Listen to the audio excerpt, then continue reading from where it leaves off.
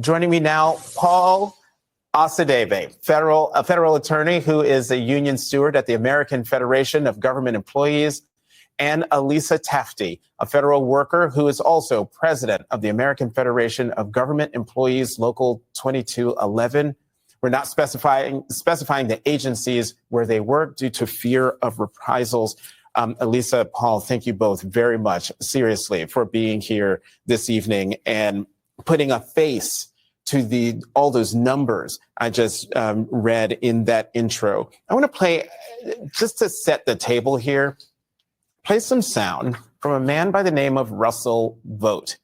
He was and is again the director of the Office of Management and Budget. And this is from a private speech he gave in 2023. Just listen to him talk about the federal bureaucracy. We'll talk about it on the other side. We want the bureaucrats to be traumatically affected. We want, when they wake up in the morning, we want them to not want to go to work because they are increasingly viewed as the villains. We want their funding to be shut down so that the EPA can't do all of the rules against our energy industry because they have no bandwidth financially to do so. We want to put them in trauma.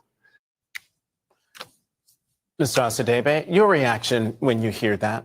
I think it's disgusting and sad. As they attack federal employees, they're attacking the ability of the federal government to protect you out there when it comes to protecting you from companies dumping toxic chemicals in your water and your air, when it comes to veterans being able to get the health care that they need, when it comes to banks who take money out of people's bank accounts for not having enough money. It's the federal government that comes in and protects you. And that's exactly why they're tearing it down, because they want the ability to move freely, to have no one stopping them from making as much profit as they can. And we are here sticking it out to make sure that we continue to protect the American people. Ms. Tafti, what is your reaction to hearing that? I think it's pretty heartbreaking. Federal workers, we come into federal service because we have a commitment to doing good. We want to work for the American people. So the idea of demonizing the federal worker and really sort of putting them in this position where you want to terrify, you want to traumatize somebody who's committed their lives and their careers to doing good for the American people, and that's it's heartbreaking. You know, we're talking about people who have been fired. You're both still working. How are you doing with news, seemingly, definitely on a daily basis, but sometimes on an hourly basis, that more colleagues in other agencies have been summarily let go?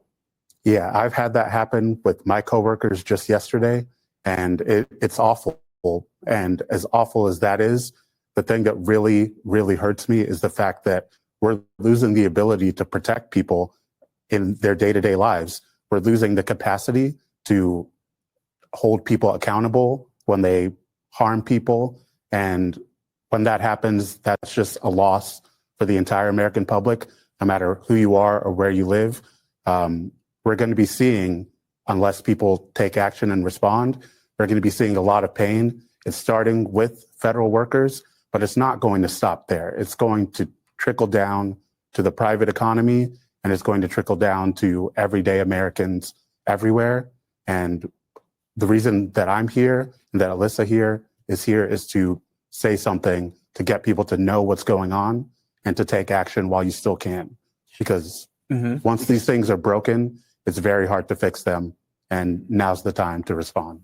Now, I'm not going to ask you to reveal which agency you're in, but take us inside. What is it like going into